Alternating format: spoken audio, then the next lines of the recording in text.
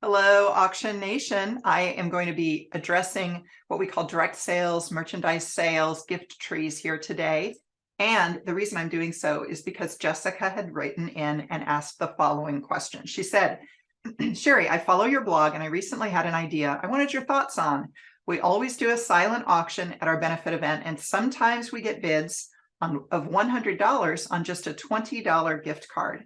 So my thought was to create bid sheets for items that are nonprofit needs. For example, we could have one that says pizza night for youth, $50, or sponsor a foster child's birthday, $25. Have you seen anything like this before, and do you have any suggestions? Yeah, I'm sort of combining topics here today because both schools and nonprofits can do this, but we call them something different and they are kind of set up differently on site. But the concept is the same in that we are selling a flat rate item. Okay, so let's start with schools. I'll provide examples up here that you can take a look at.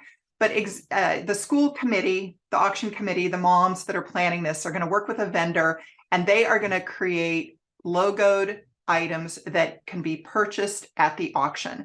And this is any number of items. These can be sweatshirts, t-shirts, scarves, hats, wrapping paper, tumblers, stadium chairs, any number of things. The examples I'm showing are from a school who tends to do this quite a bit and has very creative ideas. But I've seen this done at other schools too, and it just runs the gamut. Sometimes there's just a couple of items that are for sale. Other times there's lots of different options that they can purchase. But again, it's being sold there at the auction, and you've got somebody there who's just more or less taking orders. And usually the orders are placed after the auction. So you might not walk home that night with your scarf, but you're going to be getting your scarf with your monogrammed, school logo on it. And that works great for schools because the parents want to show their school pride. So those items are sold in the school colors, the mascot might be on them, the logo of the school might be on them. Now let's address in the nonprofit space, whatever nonprofit Jessica's working for, which I'm guessing is a foster care agency. It's less likely that you're going to have a crowd at that event who's like, oh yeah, I want to wear a sweatshirt with the, foster care logo on it, or the, mental health services that we're supporting, or I don't know, Ronald McDonald House, whatever, so more or less you want people are going to be there that want to give, but they aren't necessarily going to want a t-shirt with it. I'm not saying it doesn't happen. I'm just saying it's less likely that they're going to sign up to get it. So in this case, what we see is gift trees or gift wheels, whereby a guest can go up, they can see the sort of needs that you have, and they can sign up with their bid number and just pay for that item. So in a homeless shelter, that might be, sheets to get somebody off and running in their first home, or it can be food, it can be bags full of supplies, it can be educational supplies, anything like that. And those are often done at lower levels of giving. Sometimes they'll run into the few hundreds of dollars, like there might be a tablet on there or an iPad, but usually I'd say they're in the $15 to $200 range. You don't necessarily want to have too many of these, because I have found as well that sometimes they can impact your lower levels of giving and the fund to need. So you got to kind of weigh that against the overall goal of your event.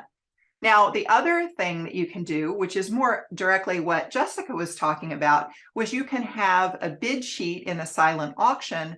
Anybody that signs up here, you're underwriting the cost of a birthday party for a foster kid, but it could just as likely be that you are selling something. So case in point, last Saturday, the nonprofit, which does mental health services for youth, they were purchasing a trip from a consignment company, and then they were selling that in the silent auction to anybody who wanted it at a price point that they felt good about. So if you're paying $1,000 for a trip, and you might be selling that in the silent auction for $3,000. Hey, anybody who wants to go, you just sign up here and you're making $2,000 on each one of those that sells.